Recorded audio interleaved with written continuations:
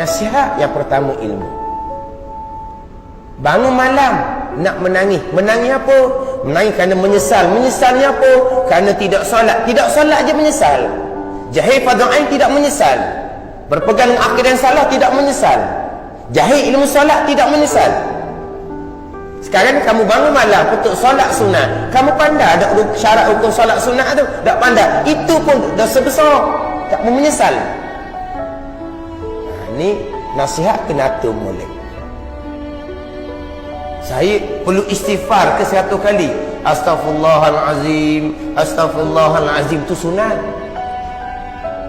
Taubat wajib ijma' ulama. Maka astaghfirullah bukan rukun taubat.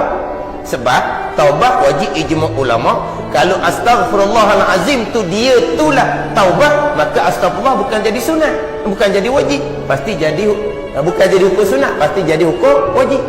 Tapi astaghfirullahalazim hukumnya sunat. Dan itu bukan rukun taubat. Jangan salah faham, tidak menafikan perintah sunat. Tetapi apabila kita nak kembali bertaubat kepada Allah, kita kena fokus hak perintah asah-asah dulu. Faham tak? Kena tupu hak perintah asah-asah dulu. Hak mana hak asah-asah? Hak sunat-sunat tu yang tidak mengganggu tumpuan hak asah, okeylah. Tapi hak sunat kemudian. Tadilah setakat-setakat yang tidak terganggu tumpuan kita pada amal wajib tak apa. Tapi jangan tumpu pada amal sunat.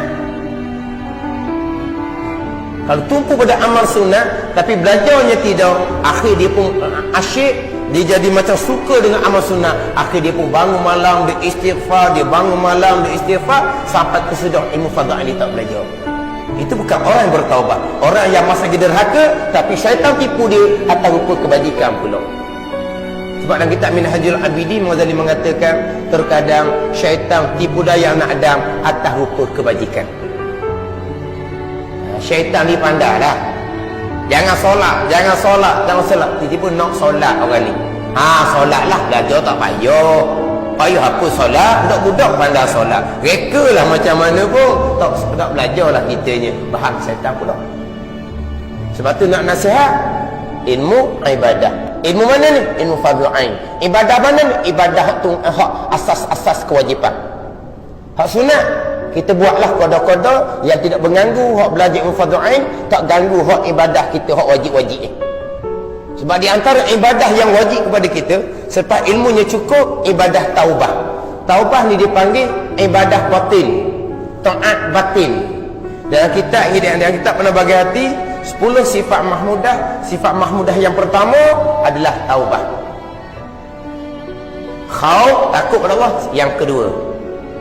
Zuhud yang ketiga. Sabar yang keempat. Syukur yang kelima. Tapi yang pertamanya taubah. Itu sifat mahmudah yang pertama. Jadi taubah ni kewajipan besar kepada kita. Kemudian taubah ni ada rukun-rukun dia pula. Ni kena mengaji balik pula kepada rukun taubah dia. Kalau dosa dengan Allah tidak berkait dengan tinggal kefarduan, dosa berjudi, minarok, dia ada 3 rukun taubah. Kemudian kalaulah dosa dengan Allah tinggal kefarduan ditambah rukun yang keempat, wajib tunaikan kembali. Kalau dosa dengan manusia dia ada rukun yang keempat, kena hadap manusia itu terlebih dahulu. Kena minta maaf, minta halal, apa-apa sekaralah kesalahan kita sesama anak Adam. Kalau dosa tinggal kefarduan, tinggal solat, tinggal puasa, dia ada rukun taubat yang keempat, tunaikan balik, qada balik solat, qada balik puasa. Ini hak kewajipan kita, hak kewajipan. Tiba-tiba qada, sembahyang qadanya tidak, sembahyang sunat, pas sembahyang sunat, pas sembahyang sunat. Dia meninggalkan kewajipan qada, dia duduk dalam berdosa sepanjang masa. Amal sunat akan diterima oleh Allah Subhanahu wa ta'ala. Dia rasa suka, ditipu oleh syaitan. Sebab tu pokok pangkal nak kembali pada agama, balik kepada ilmu agama. Jangan buat sendiri-sendiri. Jangan gamuk sendiri-sendiri. Ini taat barangkali, ini maksiat barangkali. Jangan barangkali. Agama ni bukan agama akal kita. Agama ni agama daripada Allah Subhanahu wa ta'ala. Kena jelas dalam bab ilmu. Nasihat yang pertama, belajar dulu kemah. Terutama sekali belajar ilmu akidah. Itu yang terutama sekali. Semayang comel pekoh macam mana pun, hati comel dengan Allah Subhanahu Wa Taala macam mana pun, tapi kalau akidah salah, semuanya tidak ada nilai. Ini dipanggil jalan taubah. Jadi kalau tinggal kefarduan, qada dulu lah. Yang kita pakai macam, okeylah dulu tak solat zaman jahiliah. Sekarang kita sudah solat. Hak lama-lama tu okeylah, tak payahlah. Sebab apa? Dia ada lain dengan Allah Subhanahu Wa Taala. Dia boleh direct dengan Allah Subhanahu Wa Taala. Walaha kewajipan solat yang ditinggalkan kekal sampai bila-bila. Dan kitab Fiqh Islami wa Adillah tu karangan Datuk Wahab Az-Zahili, ittifaq empat mazhab wajib qada solat. Ni kena ngaji balik dalam bab hukum dia. Tapi qada solat tak ambuk hak wajib. Dia buat lebah lagi semai sunat, pas sunat tu bohong belaka tu. Itu bukan. Itu bukan jalan agama. Sebab tu nak jalan agama sungguh, ilmu terlebih dahulu. Bab qada solat tu kemudian waktu belajar dulu. Bila mai ke insafan solat. Awak ni baru solat kan? Berapa puluh tahun tinggal, awak kena qada nanti. Belajar dulu fardu ain, pastikan akidah betul. Belajar fardu ain, pastikan solat tu betul sungguh. Kalau nak qada solat sedang buat pun betul ke tak betul pun tahu nak qada macam mana. Betul akidah dulu, belajar bab solat dulu molek, belajar ilmu tasawuf. Di situ awak akan ngaji ilmu bab taubah. Di situ akan jawab bab taubah daripada tinggal kefarduan, tinggal solat, tinggal puasa. Dia akan cerita bab rukun taubah, di antaranya qada. Itu cerita kemudian. Sebab nak qada solat ni dia kena ada ilmu pula. Sebab itu solat lama-lama. Mana kita tahu, kita pun tak ingat dah. Kan ada buat catatan dalam diary. Ada catatan diary. Tu dia tak solat, tak ada. Mana kita nak qada macam mana? Benda tu benda lama yang kita tak tahu. Tu balik pada ilmu. Ilmu akan jawab pada kita. Sebab tu jangan nak qada solat. Qada solat macam mana? Hak solat lama-lama tak tahu. Saya nak qada aja. Tu salah. Dia nak qada, kono nak taubat, belajarnya belum. Tak kena kita. Dia kena belajar dulu molek. Taubah itu buat qada dia akan ada kemudian. Faham tak? Ni tak boleh kata kita mai ke insafan awak baru solat, awak qada. Jangan. So dia belajar molek, nasihat dia belajar fardu ain tauhid, fardu ain fiqh, fardu tasawuf, bukan nasihat saja, seeloknya kita bimbing dia. Jangan duk ngaji hak lain sebab kita dalam keadaan baru insaf ni. Baru insaf ni banyak kewajipan yang kita tergendala. Kewajipan kita yang kita tinggalkan. Jadi dalam keadaan kita main keinsafan, tumpuan kita hanya pada asas-asas kewajipan terlebih dahulu. Fokus asas-asas kewajipan dahulu. Kalau belajar fokus fardu ain sahaja. Untuk permulaan. Kita kena fokus pada masa, dia pastikan kita lepas fardu ain. Apa tu baru tulis cerita amalan. Sebab kita sudah tergendala tu lama. Kita tak ada pilihan. Jangan awak ikut suka kita, nawak ni jangan. Sebab kita derhaka kepada Allah mula daripada umur 15. Terutama saya derhaka akidah.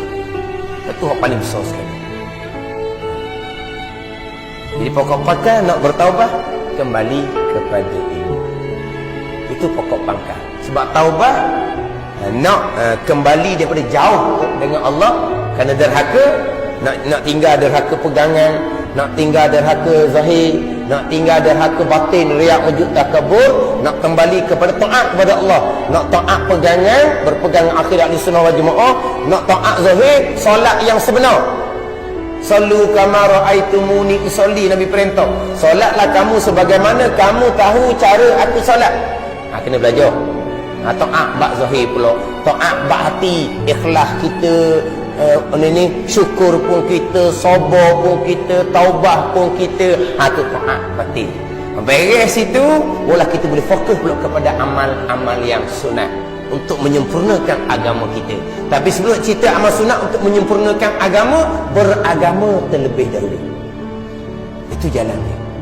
Tapi dalam masa kita fokus pada amal-amal wajib permulaan ni, amal sunat bukan tak boleh buat, tapi hak tidak tidak terganggu hak kewajipan kita.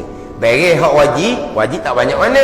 Kita fokus pada amal-amal sunat untuk dapat kesempurnaan, ketinggian dalam agama.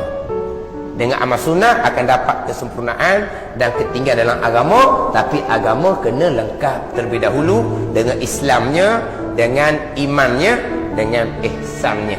Lengkap ilmu tauhid, ilmu fiqh dan ilmu tasawuf. Ini cerita secara umum. Cerita secara umum ni.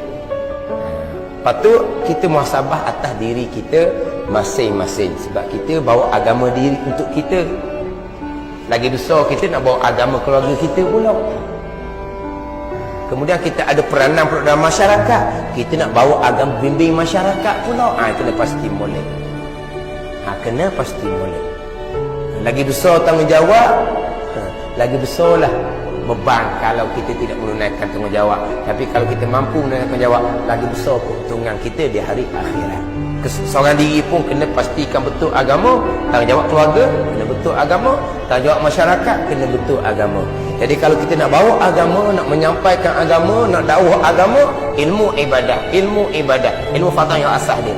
Jangan kita nak bawa agama dan masyarakat, nak dakwah agama, nak ajak kepada agama, ilmu fardhu tauhid tidak pernah diajar, ilmu fardhu fiqh tak pernah diajar, ilmu fardhu tasawuf pun tak pernah baca pun. Lepas tu bawa agama dan masyarakatnya macam mana? Kamu pun tidak ada agama lagi.